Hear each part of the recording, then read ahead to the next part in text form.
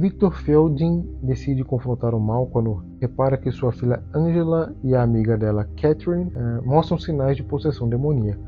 E esse é o Exorcista o Devoto de 2023.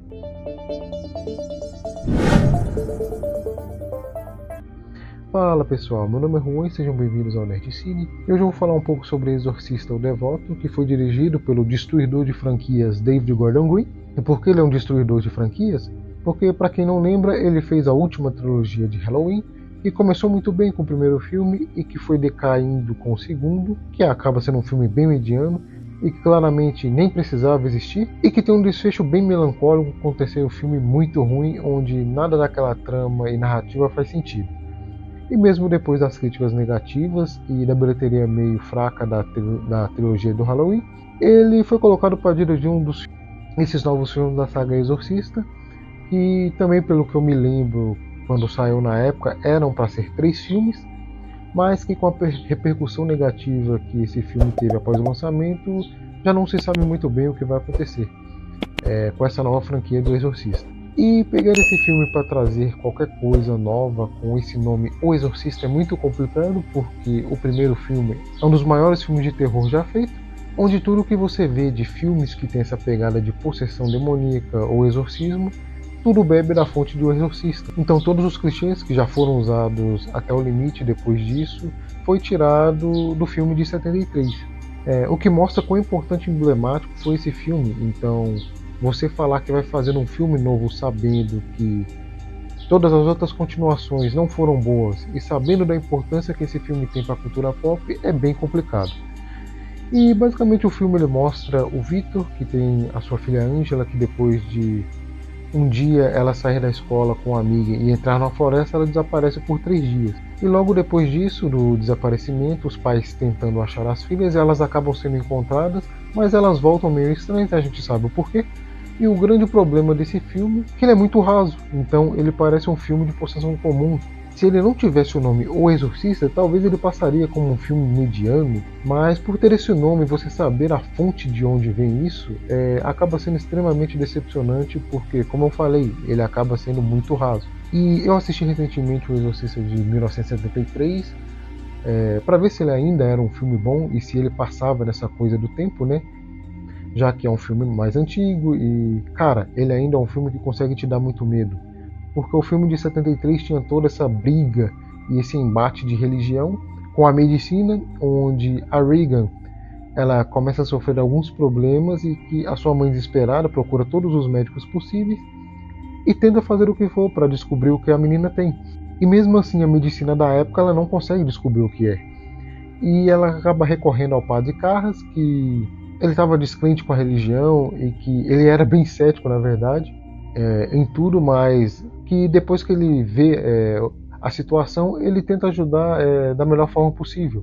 E lá o que acontece é que ela pergunta se poderia ser algum tipo de possessão demoníaca e que ela tinha visto em algum lugar que eles precisariam fazer um exorcismo, e o padre ele fala que esse tipo de coisa não era feita quase nunca e que grande parte dos exorcismos que haviam sido feitos antes não deram muitos resultados. O que é muito interessante, o que mostra essas coisas do cara ser cético, dele não acreditar, mas que ele está vendo ali com os próprios olhos e tenta ajudar de alguma forma, já que a gente não sabe se realmente é uma possessão demoníaca ou se poderia ser um problema psicológico que na época não tinha como ser diagnosticado.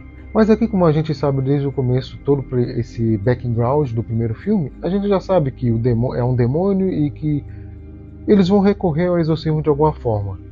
E aqui também tem essa parte do Victor, de ele ser o cético, ele não acreditar em nada que tenha a ver com religião, já que a mulher dele morreu e ele acabou ficando desiludido e descrente com tudo isso. Mas que em volta dele todo mundo é religioso, todo mundo acredita em algo, e você percebe que é muito óbvio que vai acabar culminando nesse exorcismo. Então, a primeira parte desse filme é eles tentando achar as garotas que sumiram e depois tentando saber o que aconteceu com elas. E aqui o David Gordon Green, que ele também é o roteirista do filme, então ele tem a dupla culpa nisso aqui. Ele coloca a Ellen Burstyn para reviver o personagem dela, que era a mãe da Regan, no primeiro filme, como uma mulher que preferiu se distanciar da filha para poder lançar um livro e falar sobre o que tinha acontecido naquela situação. O que me lembra muito os roteiros do Rob Zombie, que ele fez isso lá no filme do Halloween também, que ele acaba colocando o Dr. Loomis como um cara extremamente imbecil, que ele simplesmente lançou um livro sobre tudo o que aconteceu com Michael Myers e nunca se importou com o cara, sendo que nos primeiros filmes não era bem assim. E pra mim é um tipo de coisa que consegue acabar com o personagem. Sem falar que a Ellen Burst ela não tem tanta relevância nesse filme, já que a participação dela se resume a ela ir visitar uma das meninas que estava possuída e o demônio simplesmente deixa ela cega e ela não faz mais nada no filme. E sem falar também sem contar da fala grandiosa que o David Gordon Green, não sei porque ele resolveu escrever isso, e ele coloca que ela não pôde participar do exorcismo por culpa do patriarcado. E se você assistiu o filme de 73, lá está muito bem explicado o porquê dela não ter participado da sessão de exorcismo, e não foi por causa de patriarcado nenhum. Por mais que a gente saiba que a religião cristã tem muita regra e muita politicagem, não foi por causa disso que ela não participou do exorcismo. E no decorrer do filme, para chegar nesse exorcismo, ele acaba recorrendo a várias religiões diferentes para tentar fazer esse exorcismo das duas meninas, o que poderia ser interessante, já que você estaria colocando outras religiões, outras crenças, e como essas crenças poderiam ser utilizadas para fazer esses métodos, né? Mas, como eu falei, é um filme muito raso, então nada tem profundidade, as religiões estão ali só para fazer uma liga da justiça das religiões, como se precisasse que essas religiões fossem representadas de alguma forma. E o que me fez dar muita risada, porque esse filme ele não gera tensão nenhuma, em nenhum momento você fica com medo de nada. E o exorcismo ele acontece na casa de alguém que eu nem lembro de quem era, e as meninas elas estão lá, e eu lembro que tem uma enfermeira que ela mora do lado da casa do Victor, que ela conta que quando era mais jovem ela queria ser freira, mas que ela fez umas cagadas na vida dela lá e ela acabou engravidando. E que não realizou os votos dela, e que quando ela estava conversando com a Angela, ela sabia de tudo isso, sendo que ela nunca tinha contado isso para ninguém. E ela vai atrás de um padre para tentar fazer a Igreja Católica liberar esse exorcismo, e eles não liberam. Então, quando chega na hora H, ele fala que esse padre, né, ele fala que não pode entrar na casa porque não foi liberado. Então ele fica no carro ali sem fazer nada. E enquanto as outras pessoas que estão realizando o exorcismo são de outras religiões e estão tentando fazer alguma coisa, é basicamente as duas meninas amarradas numa cadeira e as pessoas ficam gritando pro demônio sair. E como eu falei, acaba sendo muito engraçado porque nada dá certo e os demônios ficam debochando da cara de todo mundo.